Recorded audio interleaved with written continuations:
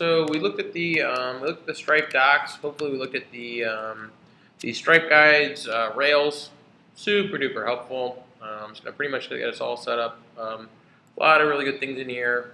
Some of which we're going to use, and some of which we're not going to use. To get started off with, Ian, you saw some of this stuff last time. So do you recognize anything that we're going to use versus stuff we're not going to use? Maybe in like the first couple.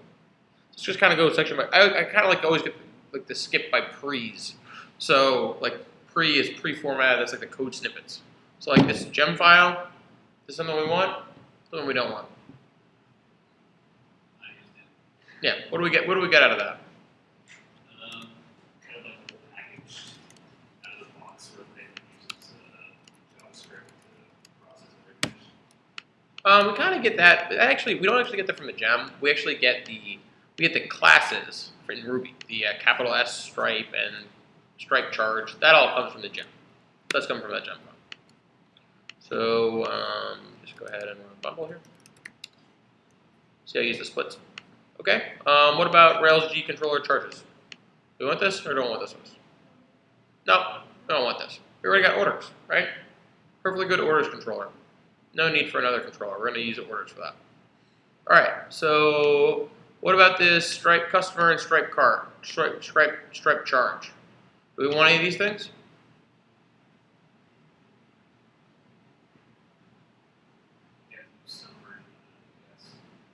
Yeah, right. We want something kind of like it. Or do we have? Do we want to? What are Stripe customers for? Is it mentioned in this in these docs? What they're for? Stripe customers are the reuse cards. So we'll just use the charge thing. That'll be fine all by itself. Let's go ahead and put that into here. We're gonna put that. So here we create this order. Let's go ahead. There are a couple different ways we could do this, but let's go ahead and we'll put it right here for now. I think this is a good place to start. We're not going to worry about the customer ID. We will charge them the current cart. Is a total method on there? Cart subtotal. We'll just make a method called total. That just called subtotal for now. We might want to later on. We might want to do stuff like sales tax.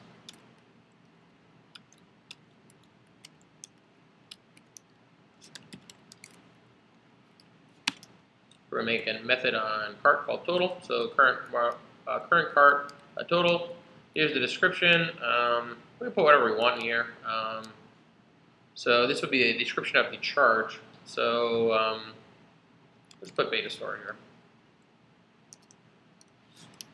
That seems fine to me. Okay, and then. Let's see here. This has this whole customer and charge thing as being separate things. May have led you slightly astray there.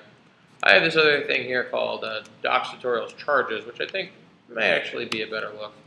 So this is slightly simplified here. So they're saying this has an amount and it has, let's go ahead and put this in Sublime. This has a amount, a card, which is a token, that comes from param Stripe token, so let's go ahead and lift that. The description is paying user, so I guess here we'll say param's email. Actually, I guess it'll be order.email.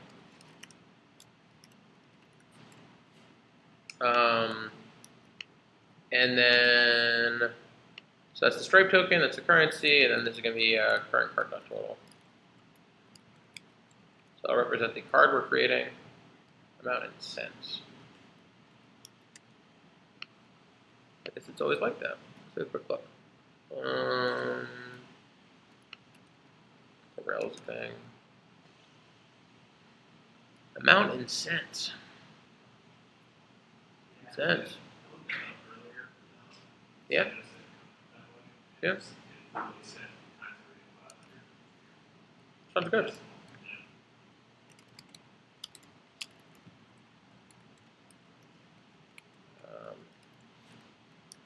All right. So that'll turn it into a, that'll be the amount that we want to actually charge them. That might be something that we would actually move into the current cart method. That would be an easy way to do that. So now I have this charge thing, and then this thing probably has some nice properties that we're going to use later on.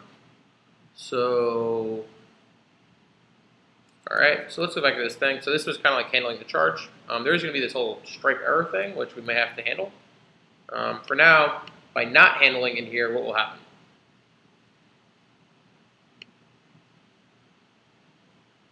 Just blow off, you get exception, which is fine.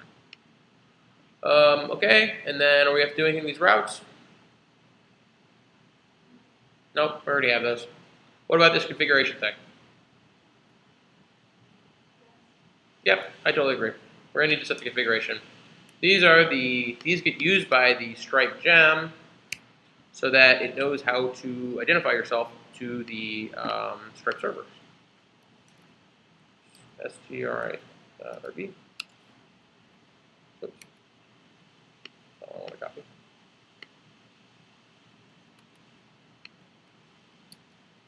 All right, and then this is really cool. So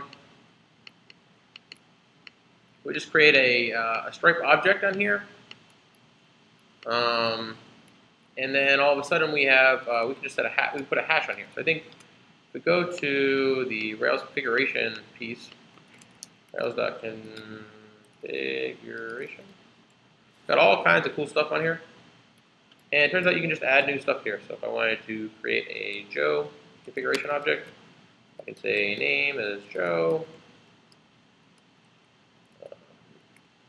Loves Rails, and then I can go ahead and I can access that later on. So Rails.configuration, just a great place to store stuff that you might want later on. So they're saying, hey, go ahead and store the publishable key and the secret key into this configuration thing, and then set the API key on the Stripe global. So I like to go ahead and prefix these variables with Stripe. So mine are going to be called Stripe publishable key and Stripe secret key. And then I want to set those in my env file. So these things need to come from the environment, right? So in order for those to exist, I can set them in my .env file, or I can also use fetch and I can back them up. So this would be an alternative mechanism, is I can use. Have you guys seen fetch before? I think we might have. Fetch lets you set a default value or throws if this default value is not set. So I'll just to kind of keep this on the rails here, I'll set these values in here, and then I'll check them in too. That way you'll actually be able to run with them. So let's go to, where are my docs here? Customers, receipts, credentials. Run my credentials. Just clicking so fast I can't find anything.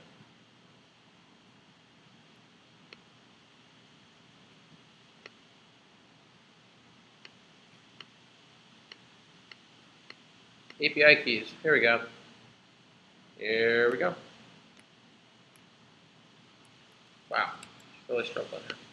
Wonder if I actually got signed out of Stripe. Look at that. See what's happening? It actually just signed out.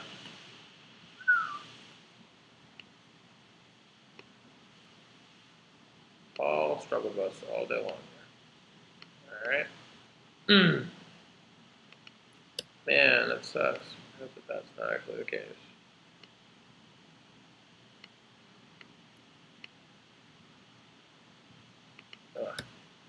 Alright, well, you guys are just going to take my word for it, I guess. So let's just put XXX here. So what I would normally do is I put my actual credentials in here, so I'm not going to delay and go look them up. So I'll put that in there. So what should happen here is I should create the charge. I'm going to get the Stripe token from something. We didn't actually cover that yet, but we're kind of following the tutorial. We're going to set the amount to the current cart total times 100 times that round. We're going to set the email as the description because that's what Stripe seemed to suggest. And then we're going to go do all the stuff that we're going to do before. So that all looks pretty good so far. Now the Next thing that, let's see, in the Rails checkout thing, what they were talking about doing after they set the environment stuff, they want to go and they want you to paste in this script button. So let's go ahead and we'll do that now. See, they've got a form tag, which is kind of like what we have. So let's go to here, and I'm going to go ahead and put it. I'll leave this just like this because we don't actually want to do it this way. So I'm going to leave it right here. Define method stripe, and that's because we need to restart the Rails server to pick up that configuration change. So here it's saying there's no stripe on the application configuration. That's because we made a configuration change, which means you need to restart the Rails server. All right, cool. So now I've got this pay with card button, and I've got my checkout button. And when I click on this, it says it's got this month subscription. It's got this really nice thing. So it says the name of the thing you're going to buy. You put your email, your card number, all this stuff. But it's definitely a little bit weird. I think we could handle it. We could handle it a little differently. We could fill out our little form here, or we could get rid of our form because our form actually has the same information pretty much that's in that. So there's email, card number, and all this stuff. So what should we do here? Should we use Stripe's form or should we use our form?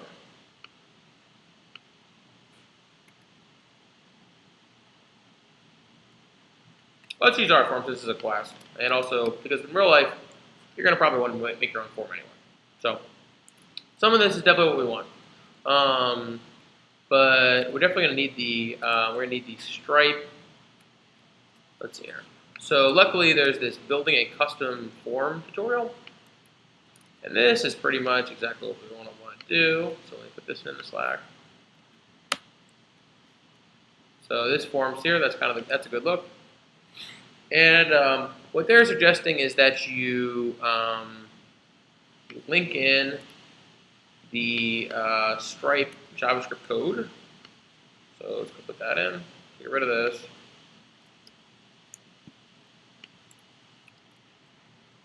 And we are going to go ahead. We'll just put this right in the top of the checkout new page. And then the way that they've done it, if you notice, the card number and CCV and expiration, they all have this data dash stripe in front of it. So we'll do the same thing.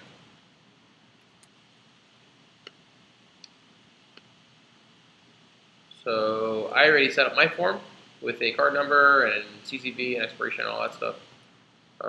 And so this is the data stripe number. This is the data stripe CBC. And then we'll have the EXP month and EXP year.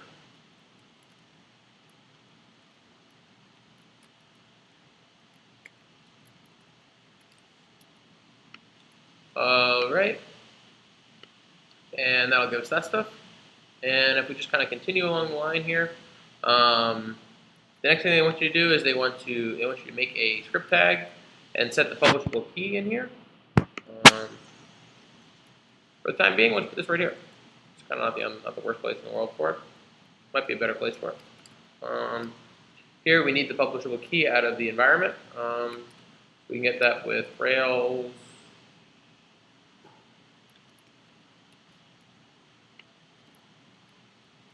Rails configuration stripe secret key. Actually, let's not use the secret key because that's not what we want here. We want the publishable key.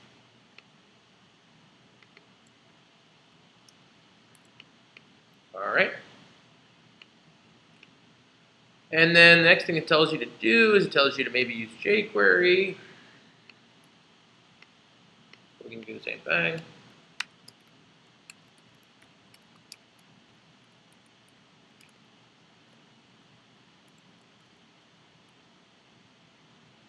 And it says, when you submit your form, go do something. All right, so this example is looking for a payment form. Our form is called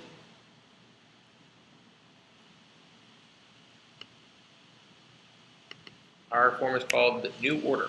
You can see I got the ID right here. Let's copy that. Perfect. So new order, when submit, go to this. Go and find something that's a button, which I'm not actually sure. So what we get with this thing at the bottom is a button. Actually, it's not. So I'll say, instead of that, I'll say height equals submit. And then it's going to do something cool with Stripe. It's going to go do create token, and then it's going to call Stripe response handler, which hopefully we've defined for ourselves. So let's go and define that. That's going to be this whole thing.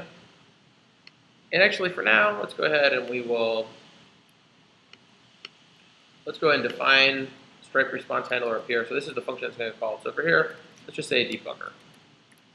What that'll do is that'll pull up the JavaScript debugger, and we'll be able to look at that a little bit. So it's going to call this function up here when the form gets submitted and when Stripe does whatever it needs to do.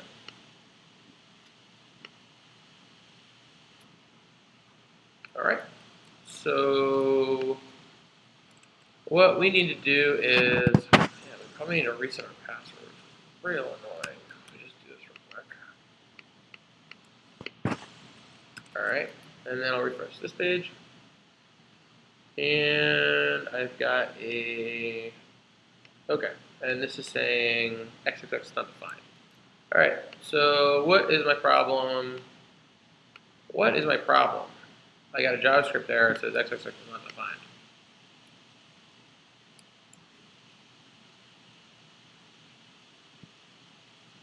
What's going on here? What's my problem here?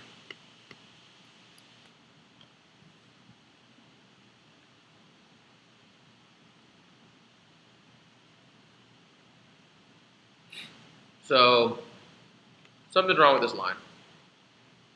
Joe. That's right. It thinks that it's an identifier, and it actually should be a string. So all we want to do is go fix this so that it's a string, and we can just wrap it in quotes. That'll fix that up. That'll look like a string, and now this will maybe complain about something else. Actually, nothing. Perfect. Okay, so let's go ahead and we'll say we'll put our thing in here. 4111 1 2 3 4 1 2 3 4 4. CVV 12 20 15. All right, so now I'm gonna hit click checkout, and then I get the debugger here, which is great. I've broken right on here, and now I can see the status. Status is 401. That's no good. That means something's wrong. Let's go look at the response. All right, so let's go look at kind of like inspect this object a little bit. So here it says there's an error, and the error is invalid API key provided. So now it's time to go figure out what my password for Stripe is. Just in time. All right, try to set this password for Stripe a million times. Love, God. Please let this be the right one. Okay, cool. So now we're going to go to account settings. We're going to go to API keys. We're going to go to tests. Oh, wait, no, I don't want that. I just want to copy these. Test secret key. I'll put that into my. I said I was going to put it right as a backup. So this will be the. What I copy there? Secret key. Put that in here. And here's my publishable key. So I'll just use that. So these are the test credentials.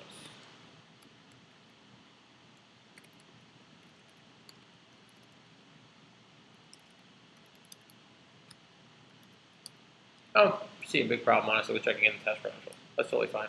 Then what you'll do is in your Heroku app, you'll set these with the real credentials, which are down here. So, big deal there. Okay, so then what I want to do after that is restart my Rails app because I changed the configuration.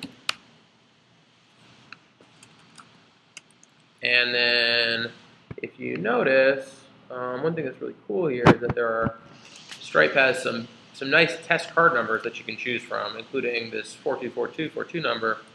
And And so what I'm going to do is, since I'm going to call this method like over and over and over again, I'm just going to go ahead and set, this is just for debugging, but I'm just going to set the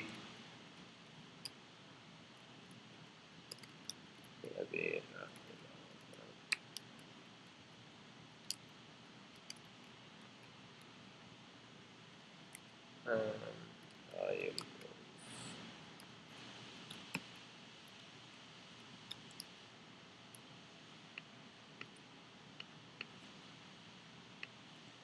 All right.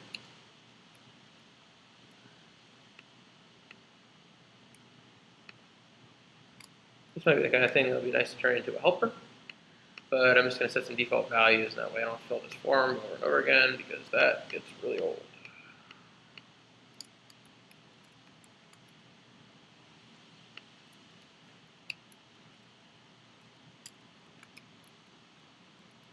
Month here is going to be 12, and the year is going to be some other year. 20. All right, so it'll always take me a couple years before I run out of years. So now I go back to this page. I see all these numbers. These numbers are all filled in for me automatically, which is great. That way it makes it a little easier for me to work out. These are being more addressed. Okay, cool. So we still have the debugger in there. So now we got the debugger here, and the status is 200, which is good. That means success.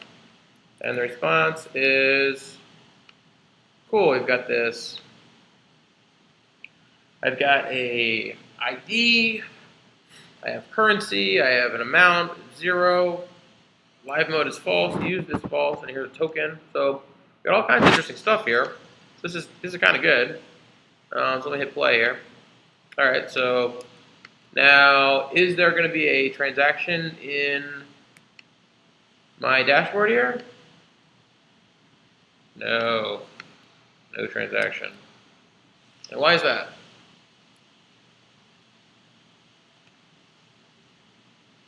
It's not a Stripe works. Stripe doesn't work like that. You have to run. You're gonna need to pass that. The code that we wrote for charging credit cards is actually on the server. Remember? It's back over here. We're gonna have to submit the form with the Stripe token. And if you look, what should happen here is that we should have a new.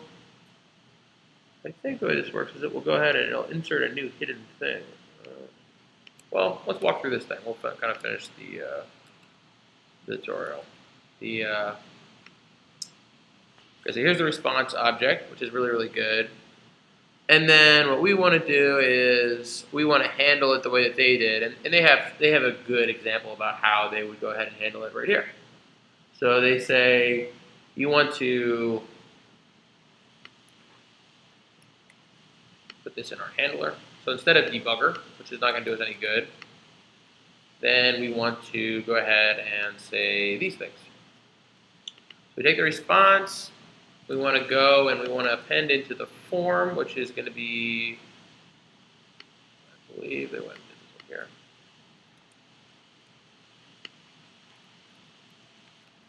All right, it's going to be new order.